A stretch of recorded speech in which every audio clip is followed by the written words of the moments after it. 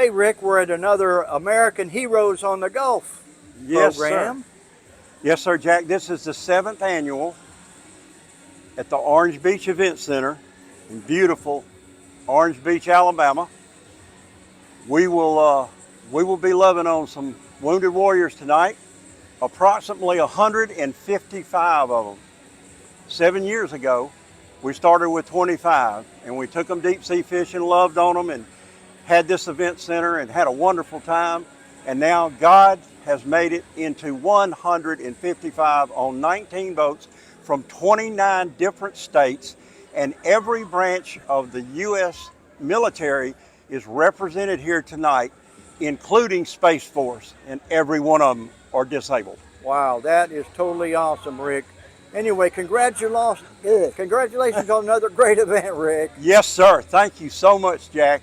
And thank you, people, for tuning in. Pray for us. This is just going to get bigger and better. It belongs to God. I'm just a small worker.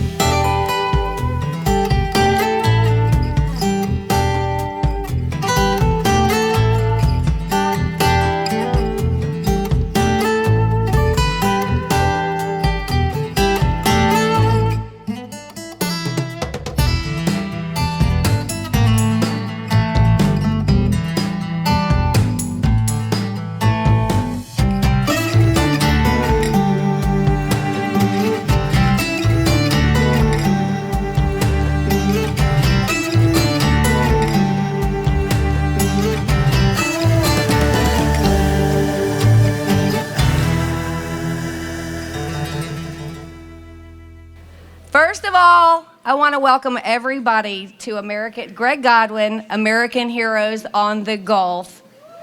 Yes. All I can say is,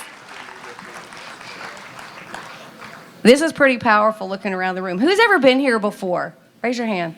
Yeah, lots of hands. We've come a long way, haven't we? Wow. Okay. To give you an idea of what's going to happen tonight, because we really do have to stay on task. There's a lot going on. First of all, we're going to have a short moment for those that are not with us. Then we're going to have a tribute to my husband. And then my pastor is going to pray over the food. So everybody just take a moment of silence so that we can have a moment for those that are not here with us. Ladies and gentlemen, as you entered the room, you may have noticed a special table dead center of the auditorium next to the stage. It is reserved to honor our missing men. Let me explain the meaning of this table, and then I would like you to rise and join me for a moment of silent prayer at the end. The table is round to show our everlasting concern.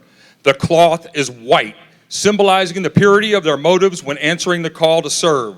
The single red rose reminds us of the lives these Americans and their loved ones and friends who keep the faith while seeking answers.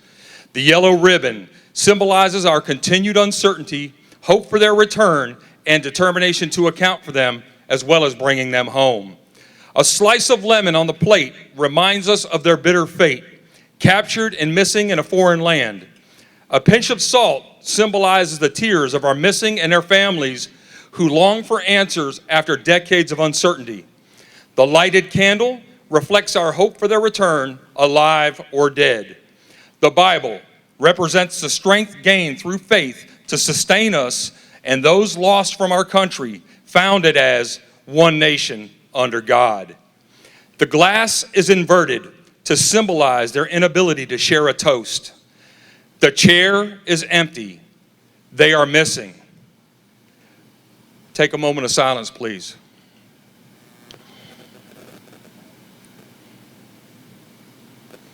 At this time, if you have a glass, Let's raise our glass of water and honor to toast our American POWs and MIAs and other accounted for members of our armed forces, to the success of our efforts to account for them, and to the safety of all now serving our nation. The man that dreamt this vision up for this trip is not here with us tonight, and I consider him a brother and a missing man. Thank you. Yes, my husband is not here tonight. You may have noticed that the name of this event has changed from American Heroes on the Gulf to the Greg Godwin American Heroes on the Gulf. And the reason for that is because this whole room was his vision. This is all under the umbrella of Iron Men Outdoor Ministries. But this event, which has become the biggest thing that Iron Men does, was a vision that my husband had for years. And not only did this vision become a reality, but for several years he has said, I want 150 veterans on this trip. And we have 150 plus veterans, disabled veterans on this trip. I know he is looking down from heaven, beaming with pride of what has happened in this room, because this room is doubled in size from last year. But now my pastor, C.J. McBride, is going to come up to do a short tribute to Greg and to pray over the food. Thank you so much, Rochelle. I'm going to do my best to keep my composure. I tell people all the time, Greg was an elder in our church for years. He's a guy, to go-to guy, just like he was here. And the two things I think about tonight, because Greg's not in this building physically, but I know spiritually he's here, that number one, your vision has no expiration date. So his vision continues. It'll never stop. And number two, his time will never defeat Greg because he's an eternal being. So he'll always be a part of this. And so Greg was such a phenomenal man, and we know that he's there cheering this whole thing on tonight. And I have the privilege as a veteran myself. I spent 16 years in the United States Air Force. I know for you Army and Marine guys, that wasn't the real military, but you know, I already know I'm going to hear that when I get down from here, so I'm just going to go ahead and submit to that right now. But we had opportunity to travel the world. Our three sons all served in the United States Army, and now one of them, he's a cop in Bay Minette, and he was an EOD guy. One was a nurse, and one was a Cav Scout. And so we have a heritage, and we want to say to you veterans, thank you for your time that you've given to our country, to our nation. We thank you for being here. This is about you tonight as we honor Greg. This is to honor you and give thanks, because that's what Greg would want. So let's just have a moment of prayer and bless the food and bless the time, and then we'll get busy with the program. Father, we thank you for the honor and the privilege to come together tonight. We thank you, God, for Greg's vision. We thank you for Rick, Murphy, God, and Randy, and Festus, and Rochelle, and others that are carrying this vision on, Lord. We thank you tonight. We ask that you continue to bless them, strengthen them, and encourage them. We ask that you take this food, bless it to our bodies, and give us strength to bring more glory and honor to you. In Jesus' name, amen. I want to welcome y'all, as we said, to the 7th annual Greg Godwin American Heroes on the Gulf event. You're going to learn tonight a little bit about how all this came to be, who we are, and why you might want to partner with us. Before we get started with anything else, I want to recognize the people that helped us make this a reality. And I'm going to start by recognizing all of our volunteers. Oh my goodness. This was quite the undertaking because it took a life of its own, and it grew. And it grew, and it grew. And so I want to say thank you to all of our volunteers. I also want to, give them a big hand of applause. There are some people that have been my house has been filled almost every night. People work, especially that silent auction. I don't know how many we're up to, but I know we had like 150 when I left earlier this evening. It just keeps growing, and we thank you for that. I also want to recognize some of our VIP sponsors, because without them, we cannot make this happen. I want you to understand, everything you see here tonight was done 100% by donations and people with love, time and money. And so, yeah, that's a really big deal. I want to take a moment to recognize the city of Orange Beach and the mayor because they give us this facility every year because they believe in what we're doing for our veterans. I want to recognize Dean Dormany for the Reach for Jesus coins, which we're going to be talking about in more detail. I want to recognize Bella Beach Properties. Y'all, we were in need of some condos, and they came through for us. Thank you. Yes.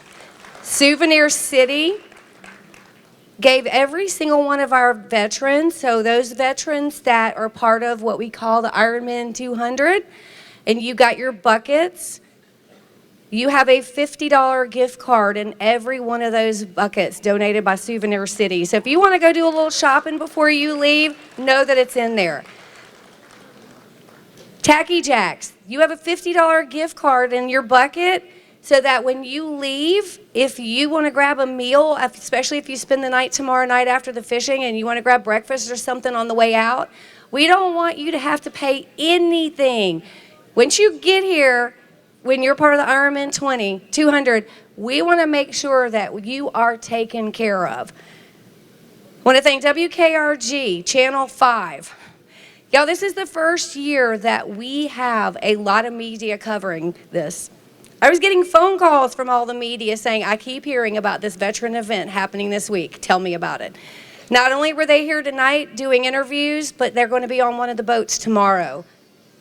Hudson Marina, for those veterans and any of the volunteers that are going to be fishing tomorrow, at Hudson Marina, we will have food and music for you when you get off the boats. Krispy Kreme, you'll have breakfast at the docks. They're going to be delivering that in the morning. Coca-Cola, y'all, they give us enough drinks every year.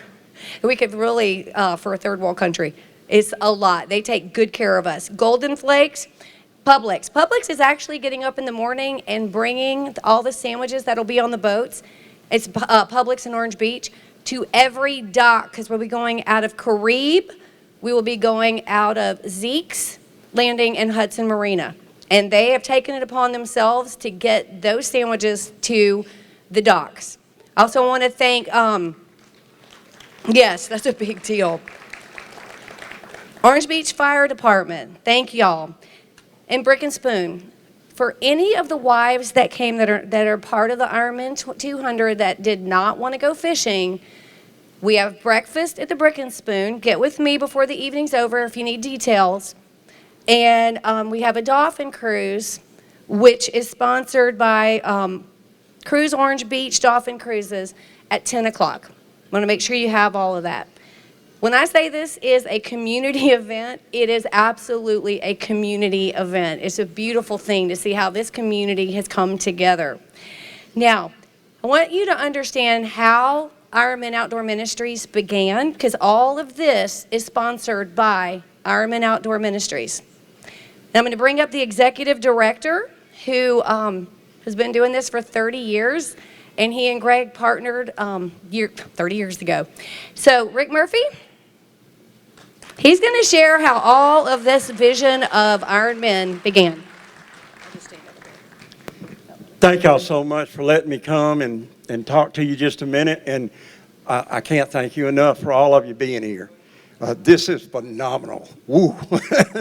It's just such a blessing to have everybody here and all the veterans and all the first responders and all the sponsors and the people that make this happen. And I'll tell you a little bit about what happened. And I had, and my friend Greg who's watching from heaven right now, we had a vision. We were both ushers in a church in Montgomery, Evangel Temple. And we were in a pastor's office one day, and we got on our knees and wanted to do something for disabled children. And so we got together on our knees and started praying. What we came up with, God was in the room, and what we came up with was Iron Men Outdoor Ministries. And then the Bible verse in Proverbs 27:17 is iron sharpens iron, so one man sharpens another.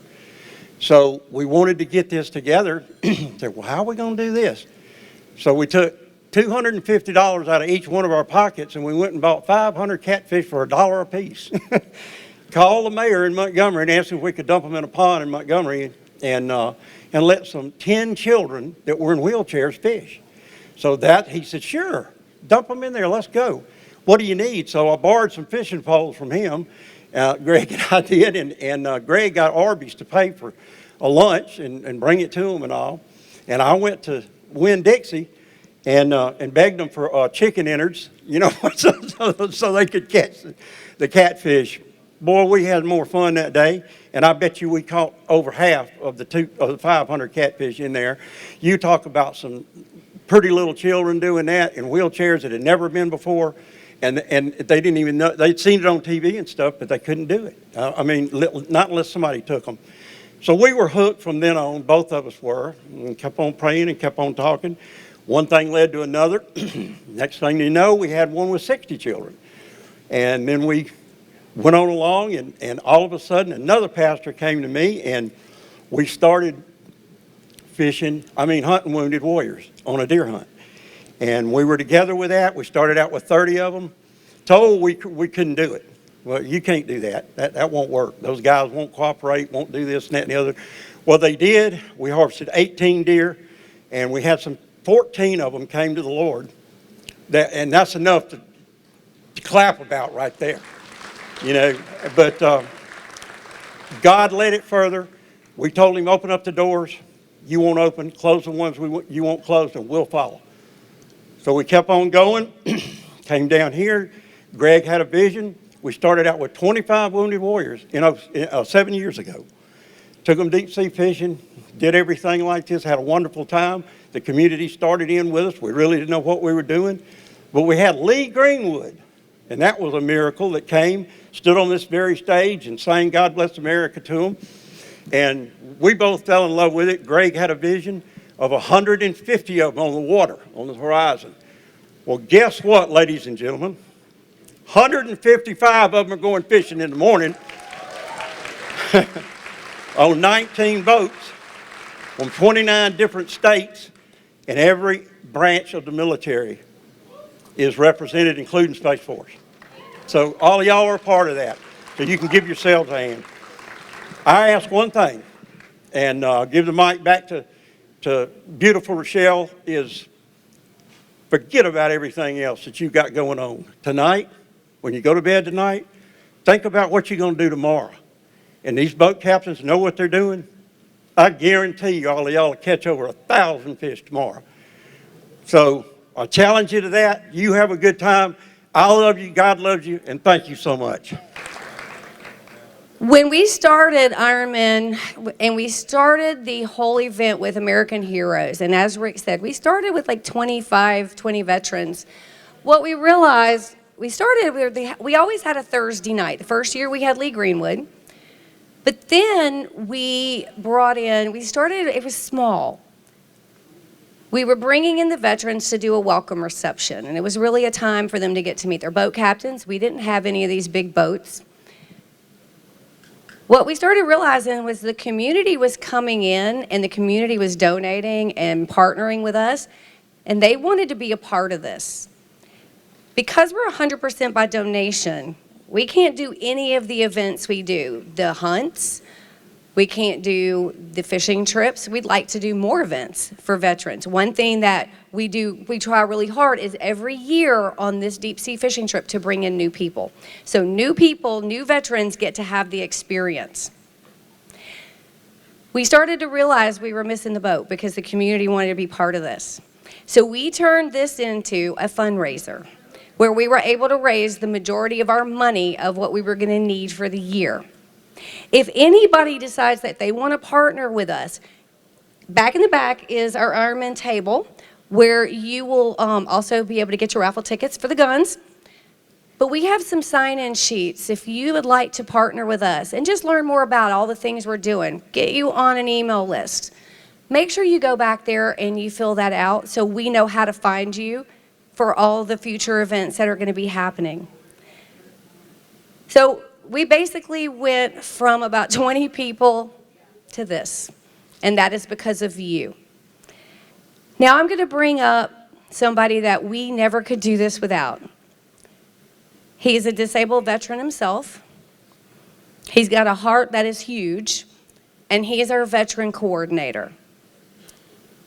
And I can't look at him with the mask on. Mr. Festus, come on, Festus. And I want to explain the persona of the mask. He wants no credit for what he does. Nobody ever sees his face. He just wants to do it out of his love. He's got a heart that is unbelievable. So. Well, I was going to say two things, but Rick over there stole two of my things. Yeah, you, Rick. He did mention the Armed Forces, guys, but we do have a Space Force E here tonight, too. So we have Coast Guard, Army, National Guard, Reserves. We got crayon eaters. Yeah, you Marines are out there. We got window lickers. You Army boys are out there. We got y'all. But, hey, just let me get your attention. Back to that back table, we have several weapons, and we also have some suppressors back there. You know, there's a AR-10 and 308 with optics. There's a 300 blackout with optics. There's a custom-built AR-15 with optics from Marksman for Vets. Jordan Tactical donated to us. We have some shotguns. We have some suppressors, courtesy of the Few. That's the Foundation for Exceptional Warriors. Those are decorated combat veterans. Ronnie Swager is the man in charge of them. He's here tonight. We appreciate it. All that money is going to help us continue to do what we're doing now and help other vets. And Rick didn't bring up, but we also like to donate chairs to kids and help people get out in the woods that don't have that ability if they can't get on their feet and walk. But like I said, every single service is here, and I think we have about 35 states recognized roughly about that. One thing that I would like to share with you guys is the 22. Now, we do have an organization called X22 from down in South Florida. Steve Cohn is the founder.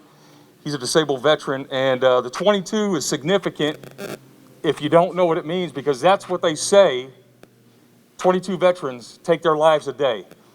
I disagree with that number because they don't report deaths or suicides certain ways. So I think it probably could be closer to 50 or maybe 60, but they call it 22 for right now. So if we could reach out and touch one veteran and keep them from pulling a trigger or doing something crazy and taking their lives, we have made a difference. But it takes all of us to recognize the signs and the symptoms of what is going on in their world. You know, a true friend is one that always calls and checks on you and sees how you're doing even when you don't expect them to do it. And if you need to talk somebody off the ledge, my phone is always on. You can find me anywhere, anytime. My wife will tell you I'm on the phone nonstop. I'm sorry. But we gotta do that. We have to make a difference when it comes to the 22 guys. We really do. And I can't thank all you veterans enough and all you people that support us. Like Rochelle said, we can't do it without you. We love you, God bless you, and I don't want credit. That's why I keep my face covered. I don't want my name known either. That's why I use an alias. But if you do catch me without my mask on, please blur my face out, put a poop symbol on me, a clown face. Just don't give away who I am. Y'all have a blessed evening. Thank you for coming out and joining us. Awesome. Okay. Next person I want to bring up is my brother-in-law, Greg's brother, who is our Southern Regional Assistant Director. He's been Greg's right-hand man through all of this, and he's got a few things he's going to share. Thank you, sweetie. Mm-hmm. Hey, you know, I just want to tell you, I've seen festivals without a mask. You want them to keep the mask on. So, tell you, some of these other guys probably say the same thing. So, you know, one of the things about this is, you know, it started with a small group of guys. You know, all the events we do, some for mentally retarded people, some for disabled children, you know, it warms the heart of all of us to get out here and do something. It's bigger than us. It's bigger than us, you know. And when you sit there and you see that your life is nothing compared to other people's, that so many people have it much more worse than you, that makes all the difference in the world. I can't thank you enough for every one of you guys that's come out here and made this a success. And this is just the start. You know, I'm thinking we're going to fill this thing up 3 or 4 times more, okay? And I hope that y'all will all be a part of it. Now, everybody knows what this is, right? Okay. I mean, she's going to do that, but I just want y'all, if you don't have one, go get one off that table back there, because it means a lot, and I carry mine everywhere I go. And then when I see somebody less fortunate that's down on their dumps and needs something, You know how many times I've seen the tears pour out people's eyes when I put it in their hand? I don't know if they're a veteran. I don't know anything about them. But I see that look in their eye. And I see the look in their eye after I give it to them. And that makes a world of difference. These Jesus coins really mean a lot to us, okay? So, you know, I appreciate everybody coming out here. Yeah, it's hard for me to sit up here and not praise Greg, you know, because he's a great man. And I'm a visionary like he is, but he had so much more in his mind to do than I did. And I can only try to fill his shoes. I can only try to do it. And God bless Rick. I love Rick to death. He has truly been a blessing to me too. So he's extended family, you know. And all these new companies, all these new guys, the Brunson family, we love y'all. We can't thank y'all enough for what y'all have done for us. I mean, but you're hooked, right? You're hooked now. So we're not going to let you go. So we love y'all, and we want y'all to continue to come to this and help us out and share the love. Thank you, everybody. Yes, I have the big coins so everybody can see them. Men, I asked them to give me the list of what they're going to say, and every one of them said something different. You heard Festus telling Rick, you took my part. Okay. As you can tell, we are a faith-based, we are a Christian organization. And Dean back here has this Jesus coin. We all know that coins are huge in the military. And this has become what we're known for. We have become known for the Jesus coin people. You know, that's a good thing to become known for. One side is the picture of Jesus. On the back side is the Last Supper. And on the very bottom, there's an outstretched hand. Even Jesus needed a band of brothers to do what he needed to do. And that outstretched hand is Jesus' hand waiting for you to just grab it. We hand these out. My husband handed these out to the moment he died. Boxes in the hospital. People coming to me, grabbing me in the hospital hallway. A nurse, I didn't even know who she was when he went into ICU, saying, ma'am, didn't I meet you before at the other hospital? Anyway, she says, your husband gave me one of those Jesus coins. Tell him thank you. Grab a few, what Jeff said, hand them out. Okay, I want to make sure I have not missed, talking about prayer and Jesus coins. When the music starts, back over there are going to be people sitting there if you want somebody to pray with you. I know there's a lot going on in this room with a lot of issues. You've seen more in combat than we have ever imagined. Don't leave with it. We've got some incredible prayer partners that want to sit with you and to pray with you. Okay, our first guest speaker, Greg got introduced to through a friend. They've been talking for a year, and I can't believe they never got a chance to meet. But her name is Susan Price. She's a Gold Star mom, and she's a veteran herself. Her son, Marine Aaron Kenfick, was killed in action on September 8th, 2009. It was during a complex ambush in Cooner, Providence, and I'm probably going to mess these names up, but all of y'all in the military know, in Afghanistan. She's a speaker, a writer, a researcher, and she's been working with others in the Patriot movement for over 13 years. She's a go-to person through networking, radio, podcasting, truth. She's a veterans advocate, and in February of 16, Gold Star mom Susan endorsed President Trump for president, and she's also a speaker at his Tampa, Florida rallies. Her goal is preserving American legacy, and it's a promise that she made to her son before his death. So, Susan. Thank you. Thank you, everybody. You want me to use that? Let me get your mic. Okay. Thank you, everyone, and welcome. Man, there's a lot of valor in this room. All right, so as Rochelle had mentioned, I'm a veteran and a Gold Star mother. My family's generational. Every generation my family served in some uniform. My great-grandmother was a Gold Star mother and lost her youngest son on Christmas Eve during World War II in the English Channel. Before I get started, I wanted to thank the Iron Men Outdoor Ministries and Rochelle Godwin.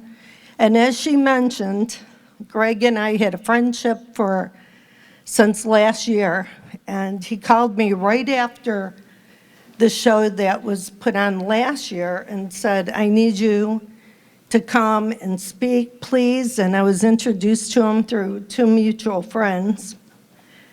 And on the way down here on my flight from Tampa, Florida, I prayed and I said, you know what? I know that my beautiful Marine son has met Greg. Greg was supposed to meet me, and then through that arrangement with the Lord, met Aaron first.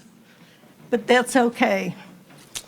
And I just prayed silently and I said, give me a sign if you two are together. So yesterday we're having dinner, my friends and I, at an Irish pub, and the music was just totally Irish. What was it, McGuire's? And I put my dollar up there with Aaron's name and USMC. And a few minutes later, we heard the Marine Corps hymn. It was the craziest thing because all of a sudden they stopped playing the Irish music and played the Marine Corps hymn and then back to the Irish music again. I take that as a sign. I'm a believer, and so is my son. Well, my son's death was not in vain. He was killed during the Ganjgal ambush. I don't know, how many are you familiar with Dakota Meyer, Captain Will Swenson? The ambush that took place in 2009. And it was all over the news for like 4 years. I couldn't walk through an airport without somebody recognize me because I was fighting tooth and nail, slaying dragons because Congress people needed to do their jobs and we needed to hold people accountable. And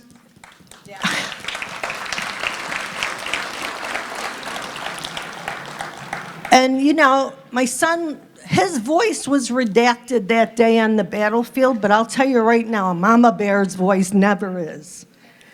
And so I stepped up to the plate, made phone calls, and talked to Duncan Hunter. He was a former Marine. Marines are always helping Marines and Army and Navy and Air Force and Semper Fi.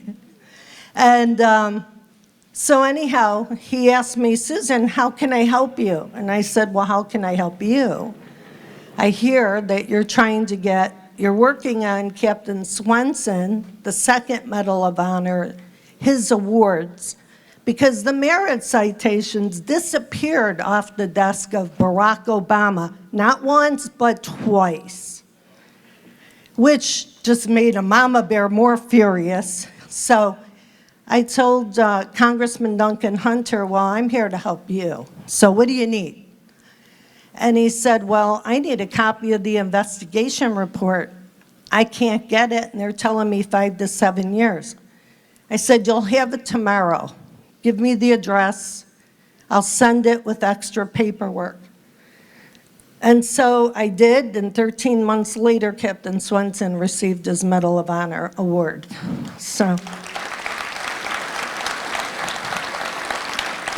you know, we as Americans have experienced domestic tyranny. They were working in concert with the foreign adversaries, and now it's all starting to come out.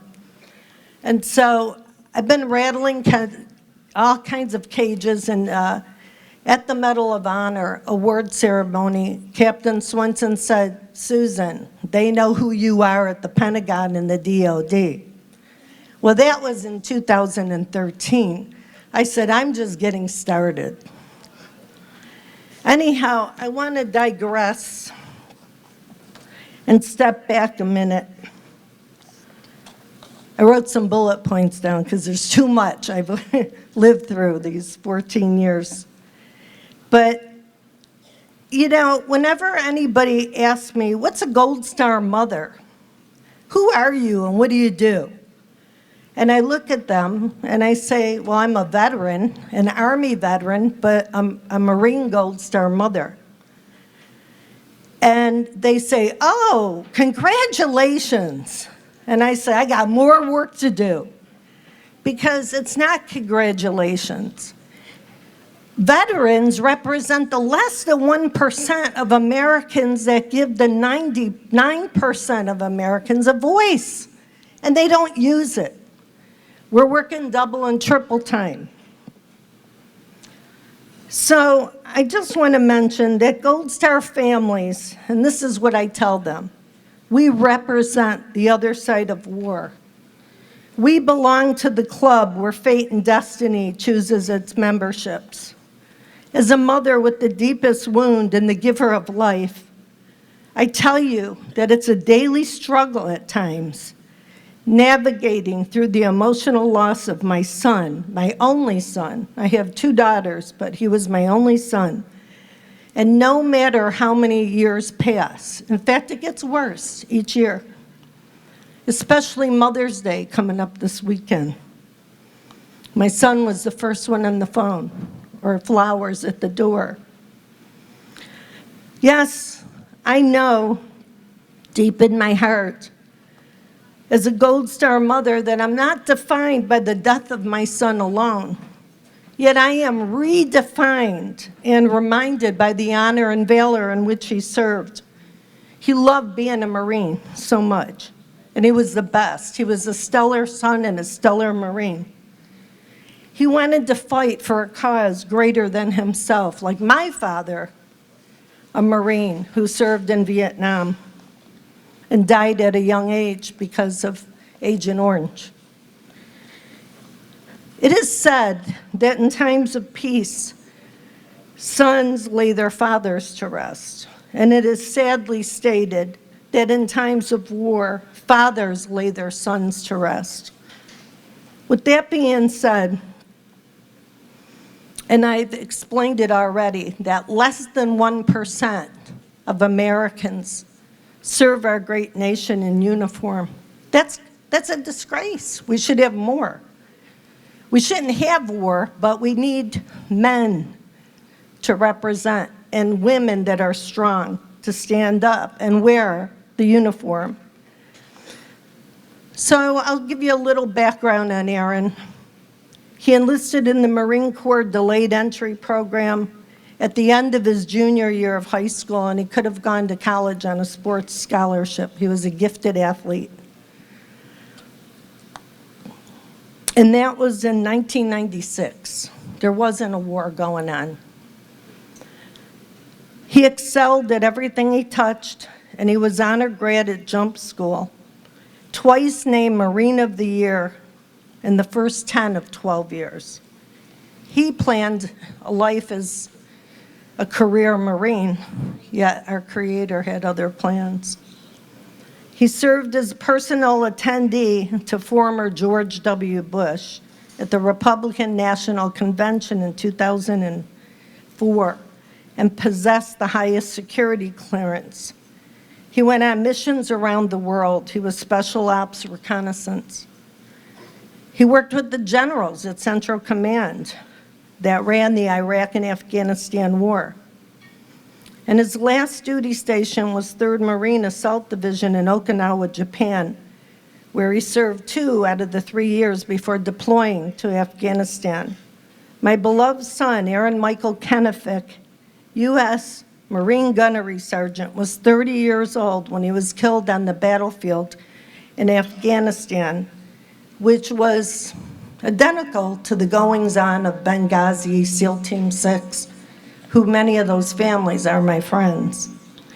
He is forever tied to 2 living Medal of Honor recipients, Marine Dakota Meyer and Army Captain Will Swenson.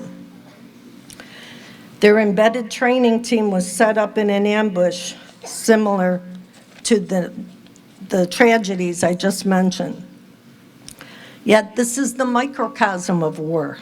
The fog of war is the false narrative. This took place in the Kunar Valley, which is the border of Pakistan, the trafficking zone. Their narrative stated that they were there to support the Afghanistan people through going against the Taliban. When Aaron passed away, he was only 3 credits shy of earning his master's degree. His next duty station was San Diego, where he would have become a drill instructor. He always told me, "Mama, I know how to build up a Marine without breaking him down." He was a true mentor. And I remember many holidays, my phone ringing. It was the same every year. Aaron passed the phone around to about 17 Marines that were there. And he and his wife would cook turkey and lasagna and roast beef and invite all the Marines that had no place to go. That was Aaron. He would volunteer at the hospital where all the veterans were to make sure that they had what they needed to get them through, because he said, "Mama, they're the forgotten heroes." And he would bring them magazines and candy and whatever they needed. Our family visits always revolved around me cooking his favorite meals, followed by a couple Jason Bourne movies and Black Hawk Down, which were his favorite. And I would often catch him sitting on the sofa or out on the front porch drinking his coffee on a Sunday, reciting that verse from Black Hawk Down. "Hey, Hoot, when I get home, people ask, 'Why do you do it, man? You some sort of war junkie?' You know what I'll say? Why? They won't understand. They won't understand that it's all about the man next to you, and that's all that it is." I've met many people along this long journey of 14 years, even slayed a few dragons of my own, working behind the scenes as a veterans advocate and mother with a voice, and networked with some of the finest organizations supporting our veterans, my fellow brothers and sisters. But being here tonight allows me not only to share my son's spirit with you, but you bring a piece of healing to my heart. So I say to you, never forget that the American patriot is the strongest weapon against tyranny, foreign or domestic. And I don't have to tell you, we will never surrender. God bless you, and God bless America.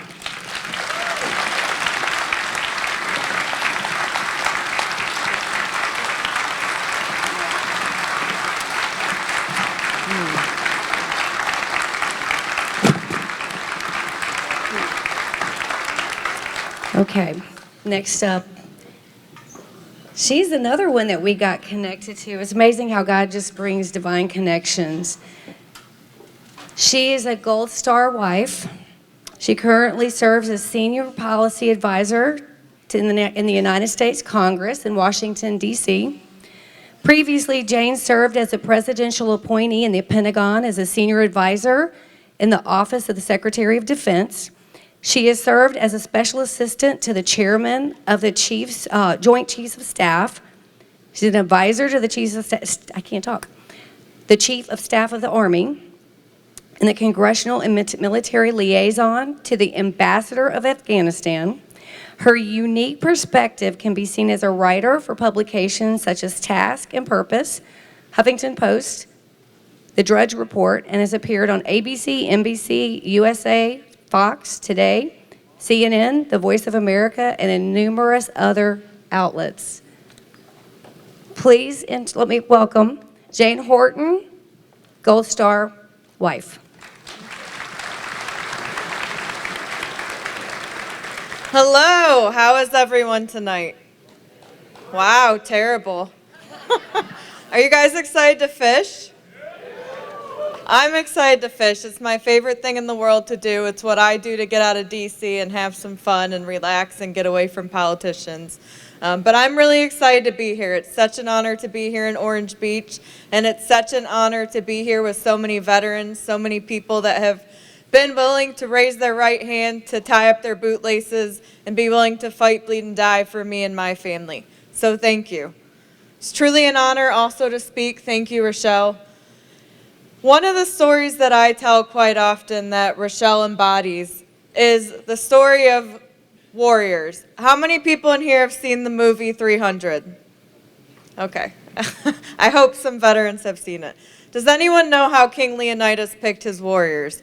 They were the best that the whole world had, and he picked the best 300. Does anyone know how he picked them?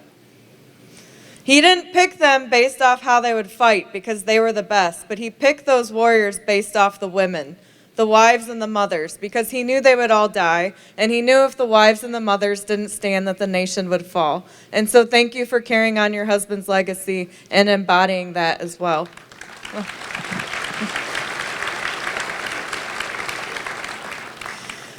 So I grew up in Cleveland, Ohio. I was the youngest of three. I didn't have a mom that served. I didn't have a dad that served. To be honest, I didn't really know that much about the military. But I was always enamored by men and women, again, that were willing to fight, bleed, and die for me and my family and my rights as an American. I was in high school, just started high school when 9/11 happened, and I remember telling my fellow classmates, this is going to change our entire lives. Our generation is going to war. My generation is going to war. Right out of high school, I moved to Australia. I did a program that I really felt God led me to do, where I lived in the outback with the Aboriginals and did some humanitarian relief stuff for a year. And I was supposed to go to this little school in New York City, or in New York, called Nyack College. I had a volleyball and softball scholarship, and I had this nagging in my heart that that's not where I'm supposed to be. And so I found this little school in the Empire State Building. It's called the King's College, and I was like, that is where I'm supposed to go. And my family was like, you're crazy. You've never even visited that place. You have a scholarship to this other school. And I prayed. I said, God, can you just give me a sign? And in my little church in Australia, a professor came from that little school in the Empire State Building of 300 and spoke at my church. So I ended up going to that college, and I met a man there. His name was Christopher Horton. And guess where he grew up? Right here in Orange Beach, which is why this is so special for me to be here today. He grew up here. We became friends. And in around 2008, he asked me to marry him, and we only dated for about 2 months. Everyone thought we were crazy. I know some of his parents' friends are in the room, but we lied to everyone and told them that we had been friends for a long time, which wasn't true. We just knew. It was pretty crazy, but I knew he loved me because he sold all his guns to buy my engagement ring. Yeah.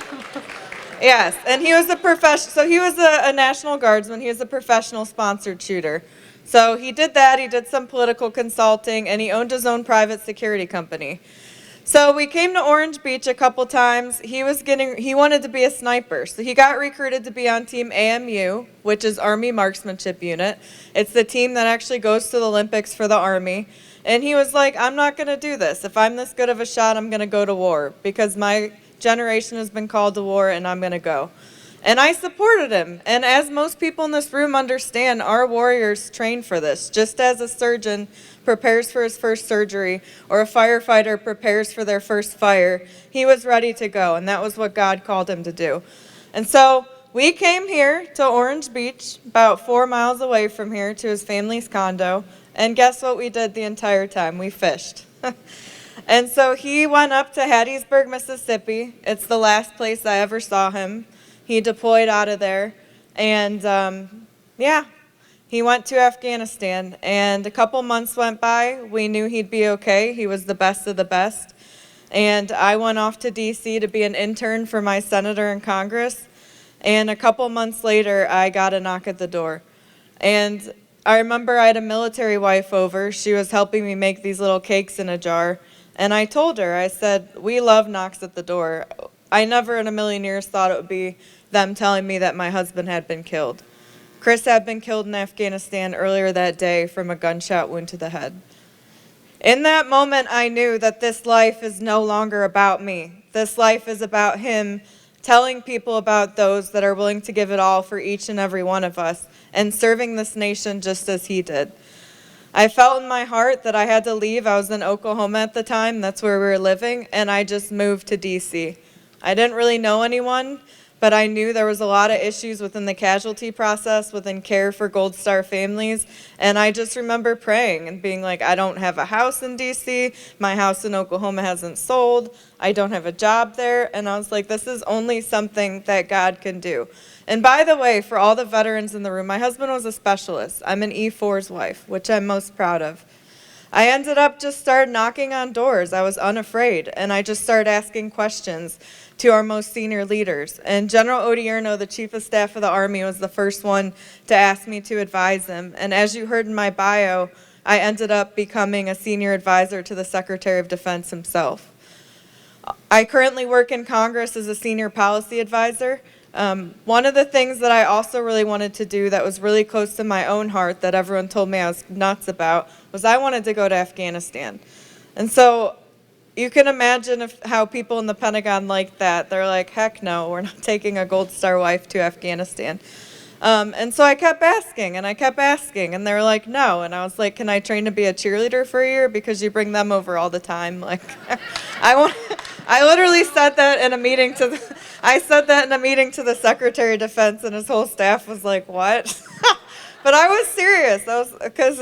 And so in 2016, the chairman of the Joint Chiefs of Staff took me with him, General Joseph Dunford.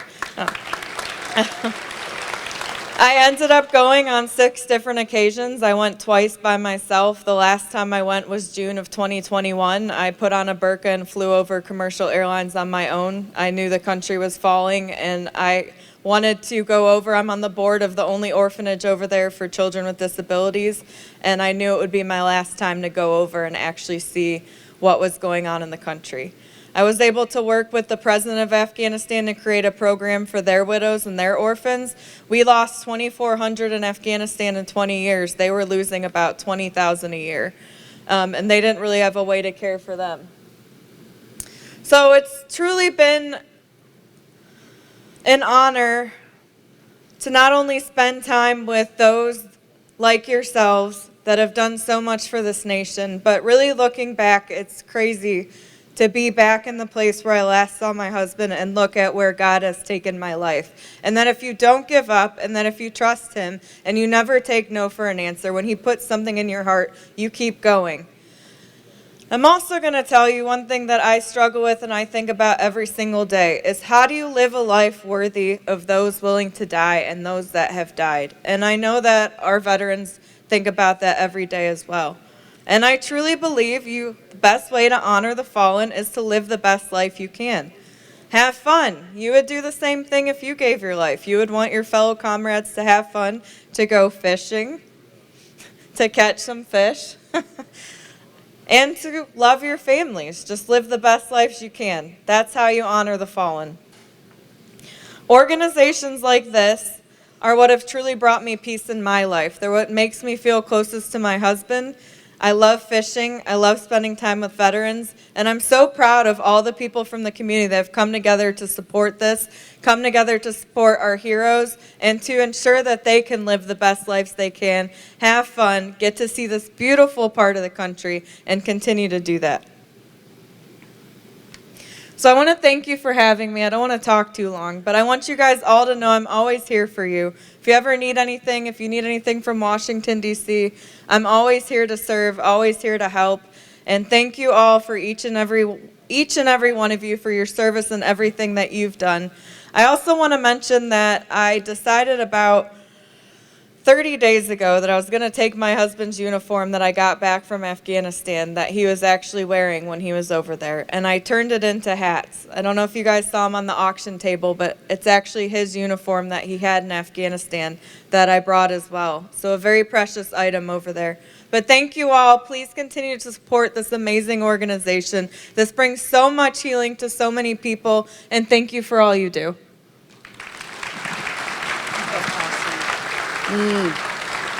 Thank you.